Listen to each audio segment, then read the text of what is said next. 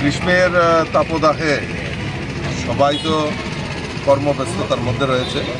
তাও আমাদের 31 নম্বর ওয়ার্ডের কর্পোরেটর এবং আমাদের যারা এখানকার রামঠাকুর সংঘের যারা যুবকবৃন্দরা রয়েছেন তারা ইচ্ছা প্রকাশ করেছেন যে না, এই তাপদাহের মধ্যে যারা পথচারী মানুষ এবং যারা অটো রিক্সা বা শ্রমিক রয়েছেন তাদের মধ্যে এই যে ঠান্ডা পানীয় বিতরণ করার একটা অনুষ্ঠান নিয়েছে। আমি ধন্যবাদ জানাই আমাদের এই 31 নম্বর ওয়ার্ডের কর্পোরেটর এবং এই রামঠাকুর সংঘ এলাকা যারা আজকের এই শুভ উদ্যোগকে সামনে রেখে তারা এই গ্রীষ্মের তাপদাহকে মধ্যে তারা বেরিয়ে আমাদের এই শ্রমিক ভাই এবং পথচলতি মানুষকে যেভাবে তারা সহায়তা করছে